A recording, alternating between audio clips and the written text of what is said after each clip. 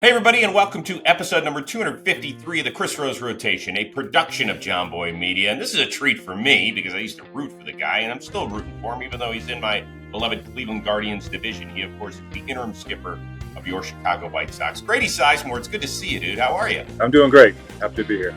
I will give you one guess where I am right now. Look outside. I can't What tell. city am I? Where is that? Ohio? Are you in? Where are you at? Columbus? Seattle. Seattle? Oh, I can't. Yeah, it's green. Come on, man. Your hometown. I don't recognize it. Yeah. Well, it's gray outside, so is that it? I should have known. Yeah, that's it. So weren't you actually going to go to Washington and be the quarterback there if you hadn't been drafted by the Expos? That's right. Yeah, I signed to go to University of Washington and play football and baseball there. So you were going to do both? Yeah, I was going to play both. All right. Since I never saw you throw football, give me the scouting report on Grady Sizemore, the quarterback coming out of high school. Yeah, option left, option right. Didn't throw it?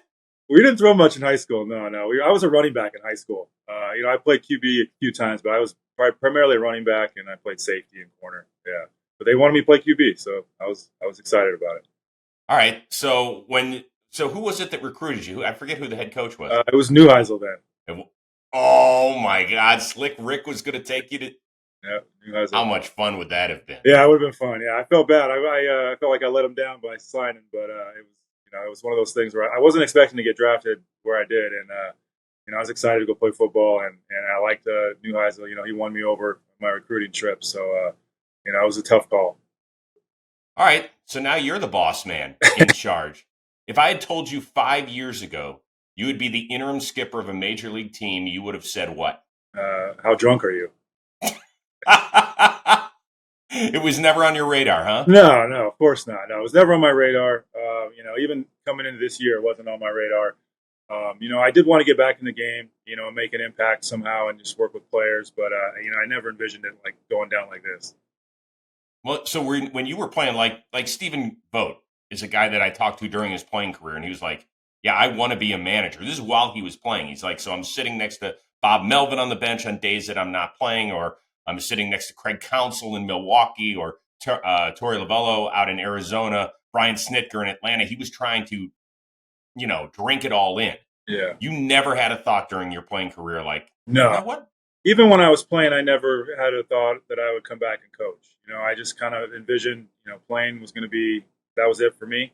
And then I'd just kind of ride off and be done, spend time with the family. So, never envisioned being here, but it's been a blessing. It's been a wild ride. It's been fun, just enjoying every minute of it and trying to just embrace it all.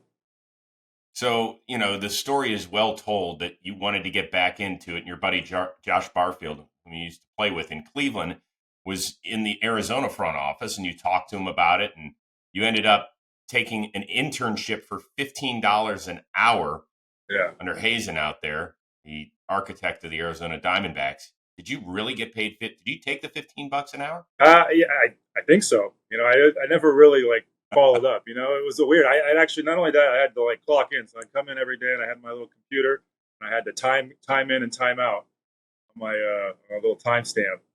But it was fun. I enjoyed it. I worked with the young guys and got to meet a lot of good people and just kind of just get my foot in the door a little bit and just kind of get back into the swing of things. Got to be honest with you, Grady. It's been a while since I've been an intern, but I know back in those days, all the interns, we used to go out and we'd party it up together. So that's not. That was not you. No, I'm the intern that's got 3 little kids at home. There was no partying for me. As soon as I left the field, it was straight back to the house. What were you doing during your internship?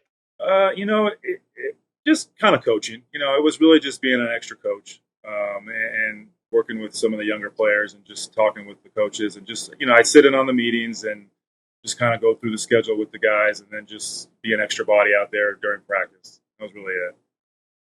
Well, listen, nobody wants to go through a managerial change. Unfortunately, you guys have had a really tough season. There's no way around it.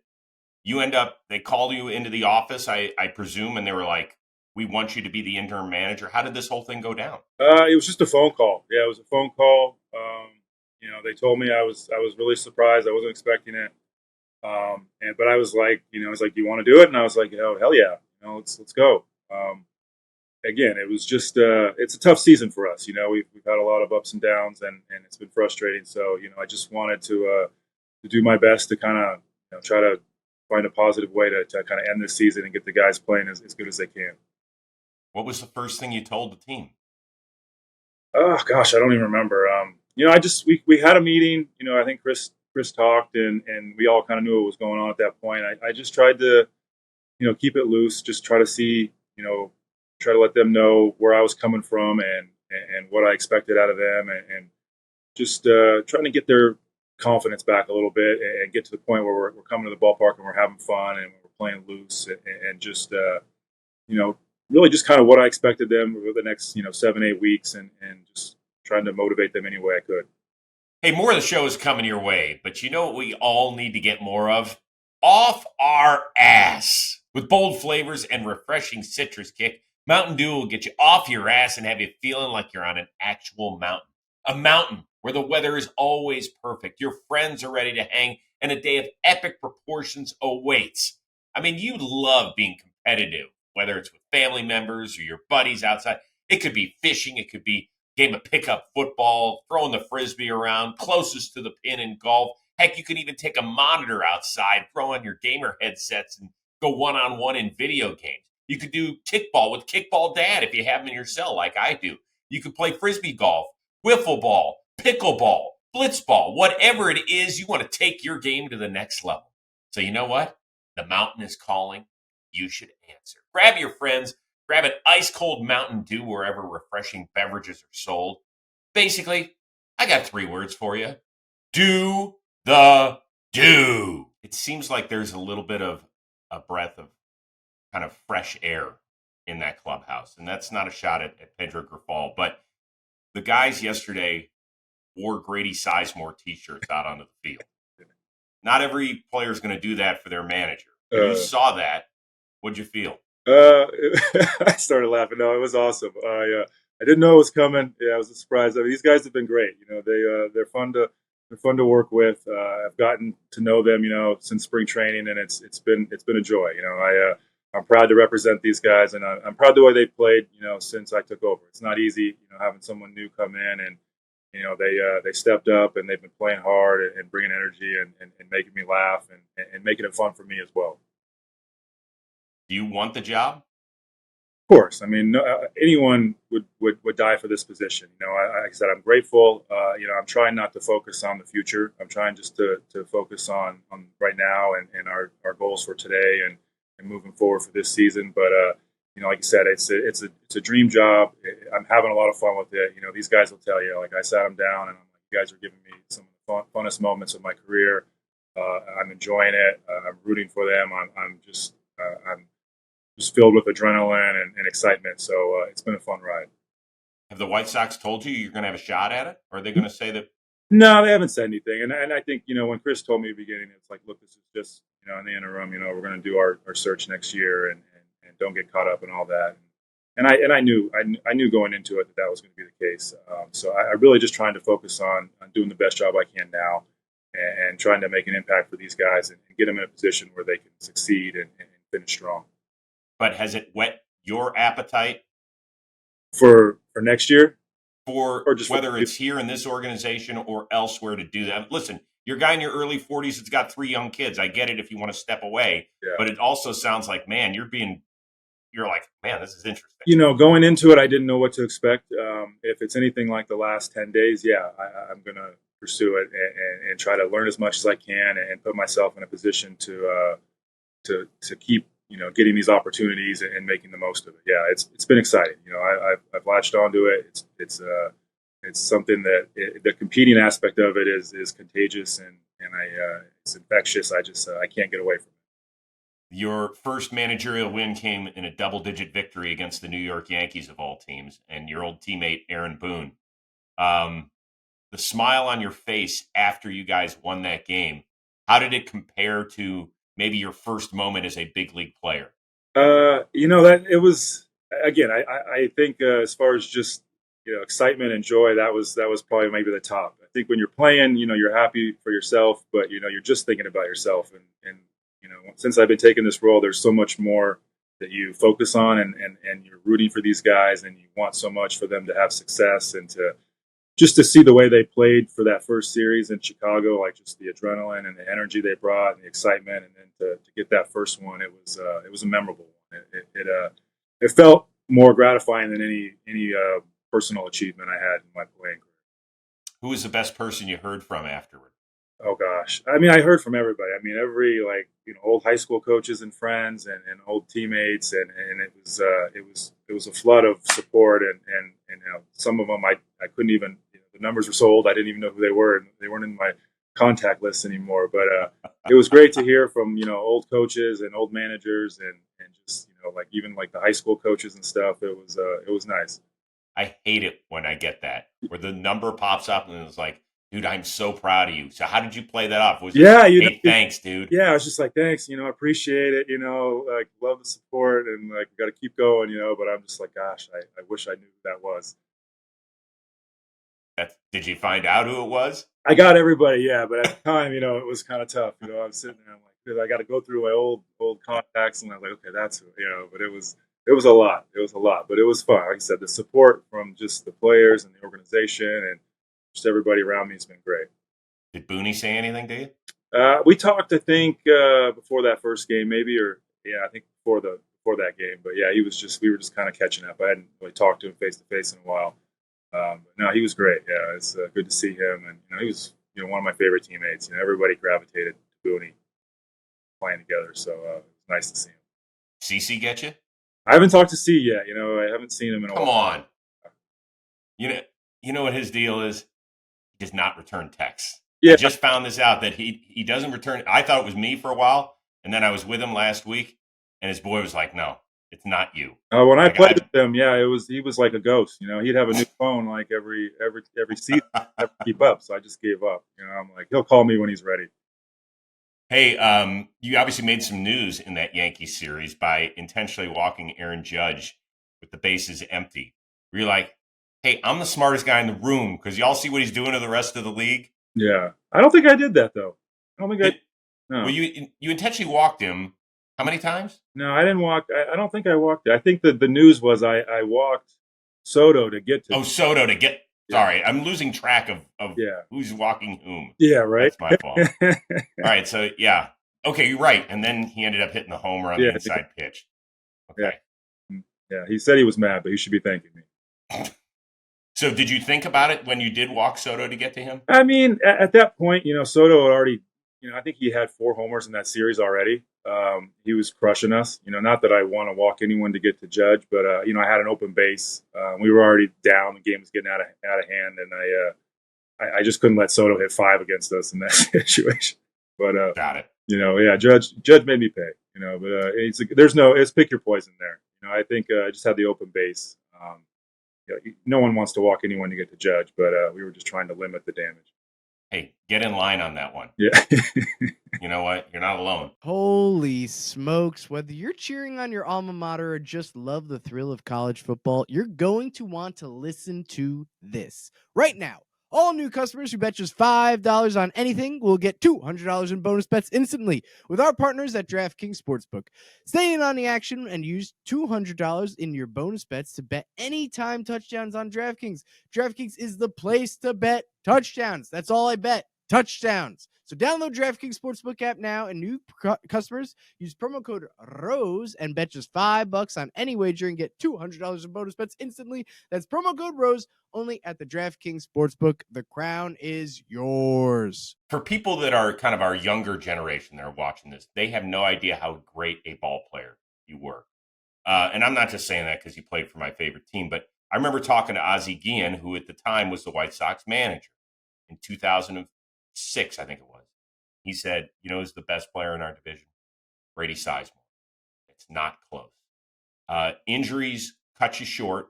Do you ever look back and say, you know what I'm saying? Like, that really cost me a little bit, or no? Yeah, I mean, I try not to look back and get caught up in it. I think things happen for a reason. I definitely think that the injuries forced me out of the game before I wanted to, not on my own terms. And I think that's maybe part of the reason why I wanted to get back into it, is that I just didn't didn't quite feel like I'd closed it the way I wanted to, and there was still just that itch to compete. So I wanted to harness that some way, and so that's why I got that's why I wanted to start coaching again. But like I love the game, I miss it. The injuries were tough, but like it's one of those things that happens. You play long enough, you're gonna run into a few, and I just was unfortunate that they all kind of collided at once. I remember talking to CC Sabathia about you, and I said, Grady plays so damn hard.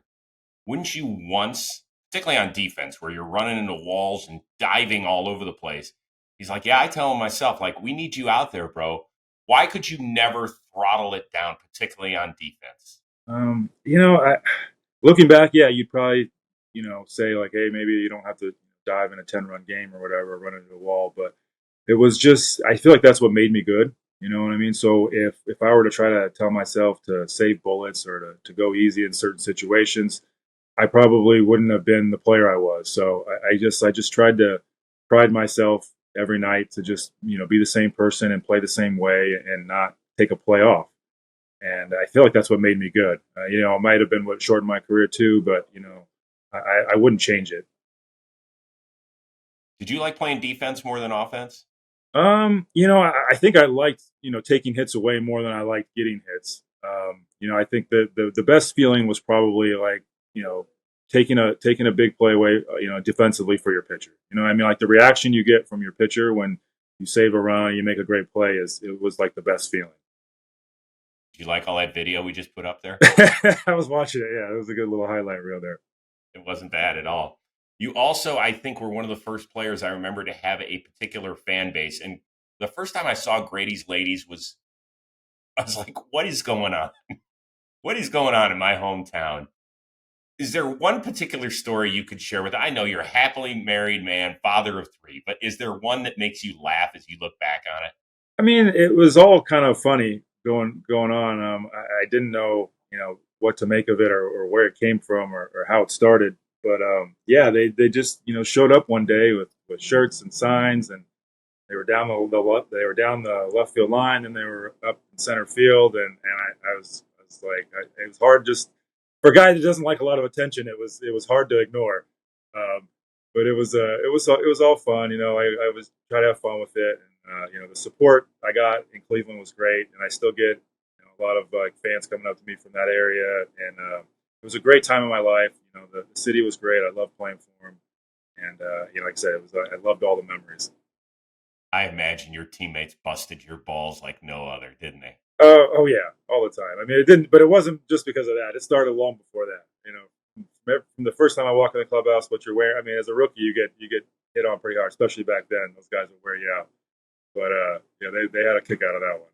What would they get on you? Because you were the nicest. You always walked through there with a smile. Same dude every day. Same ad. What in the world could they pick on Grady Sizemore about? I can't remember now. I mean, it was just the tight shirts, clothing. Like interviews you do. Like, I think one time I had my coach like an old high school coach in the dugout in Seattle doing interviews, and I got wore out in Kangaroo Court.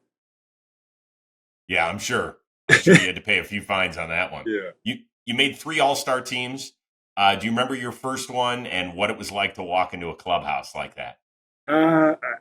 Vaguely, they all kind of blend together. I remember, I just remember being nervous. I was in there and it was like you just had everybody. You had like Jeter and those guys and Ichiro, and I didn't want to say anything. I just was like trying to not offend anybody. I'm like, can I ask for an autograph? Can I do this or that? And I just watched. I really just watched these guys go about it, and I was just, I couldn't believe I was there.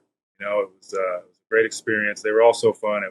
It's crazy. It's just you walk into these things. There's just cameras and people everywhere. It's just a big production, and it was like coming from Cleveland where it's a real small market. Like you get thrust into these big events, and it was a lot. You're taking rides down streets with carpets and stuff. It was crazy. So was there like a welcome to the show moment for you? I mean, I think you got up into the bigs at age 21 or something like that. Do you remember a particular moment where you walk either into the batter's box or you get on base and there's some legend playing short or second, and you're like, I cannot, like, I'm here? I think the one that sticks out is I think we were playing the White Sox, and my first hit was like a double or something. And it was Freddie Garcia. I was all jacked up, and I was maybe like nobody out or one out, and I was like, I'm going to steal third right after my first double, and I got picked off, and I was like, there's my welcome to the show moment. Sit down, rookie. Man, ouch, Yeah. ouch. So you must have been the biggest Ken Griffey Jr. fan. Oh yeah. I mean, just the Mariners in general. Like I loved it. Yeah, Buhner, Griffey, all those guys. Like Omar. Like it was awesome. Yeah, I loved watching those guys growing up. So a special moment for me in '95 was the ALCS, where the then Indians made the World Series for the first time in my life. You were more of a kid back then. Did you like cry your eyes out when they didn't? Okay, no, if you did. No, I wasn't that invested into the Mariners. I liked watching baseball and the team, but the wins and losses didn't sit on me. I was the kind of kid that like I couldn't sit through 2 innings of a game without just going outside and playing my own game. So as much as I watched them and I loved it, it was more like I didn't really hang on the loss there. Were you a better football player than baseball player? I mean, I was good at both. I don't know. I think I was equally good at both sports. I think I thought football was going to be my opportunity, to get to college and to kind of, you know, continue my professional career. Baseball was like the summer sport. You just played for fun in the summer. You didn't really think much of it. Football was what you like. It was Friday nights. It was all the hype and everything, and that's where I had a lot of my energy and passion. But baseball was just kind of like my fun thing that I did, in the summers. So you were one of these guys. There's so many dudes that grind at baseball, like 12 months a year on the West Coast, particularly, right? Where the weather's great. So you're one of these guys that was just a stud athlete. You walk out, you probably hit 420, steal like 35, 40 bags in a 21 game season or something, right? I mean, not really. No, I was good. I think like I didn't play year round. I didn't have like some big summer ball travel thing back then. Like for me, I played 3 sports. I played basketball too. So in the summer, I'm in football camps. I'm in basketball camps for my team, and I'm playing baseball. Our season was short. Like 20 some games. Not crazy numbers. Like I think I was good. I think what put me on the map was the area code games. Before my senior year, went down there and played pretty well. But I remember when scouts came back up to scout me that senior year, they weren't really crazy about what they saw. They thought I was probably more of a regression from the area code games to my senior year. So I didn't have a lot of high expectation. And then I remember before the draft, there were some teams that were interested. I think Seattle was going to pick me. I think they didn't have a pick till the 4th round. And I remember Pat Gillick was, in my home talking to me and my family and trying to ask me what it was going to take to sign. And we kind of told everyone I was going to play football. Like there was no chance I was going to, sign pro ball. I was going to go to school and play football. But and the Expos came in and drafted me in the 3rd round and kind of made me an offer I couldn't really refuse. So I went that route, and that was it. I got you on a game day, so I know your time is short. But I just got we're a couple good. More, and I'm gonna let you go do your thing. So this week was a big moment in the Rose household. I'll be honest with you. We're dropping off our youngest son at college. Ooh. His name is Brady. And he found his roommate online like a lot of kids do. The kid's name is Grady. Brady and Grady. Any guess who he's named after? Can't be me, right? His mom is from Cleveland. So That's Grady there on the left. My son is the bearded one on the right, the buzz cut. That's Brady. So Grady's mom is from the same town I'm from, Shaker Heights, Ohio, and she loved you as a player. Oh, that's awesome. They have one child. His name is Grady. No way. So congratulations. There you go. An honor. Yeah. Isn't that nice? No, it's really nice. Yeah. Okay. That's cool. No, it's awesome. I got one other picture for you. The cover of Sports Illustrated. Okay. Do you still have that somewhere in your house? Yeah, I got a couple in there, I think. Yeah. For a guy who, as you mentioned earlier, doesn't love the limelight. Yeah. And back then, Sports Illustrated wasn't a regional cover. Now they got 10 different covers when when Sports Illustrated was popular in printing a magazine. Back then, this was the shit. So this is what everybody got in their mailbox at home. When you saw the cover, what did you think? I was like, what is that headline? Well, bro, I think we all know what the headline is. I don't know if it's Sports Illustrated or Chicka Chicka Bow Wow, but was it Yeah. was it a little alarming or was it flattering? It was, like I said, I didn't like the attention. I didn't really, I didn't embrace it as much as I probably should have at that point in my career. I was like the guy that wanted the low profile, didn't want the attention, but it was cool.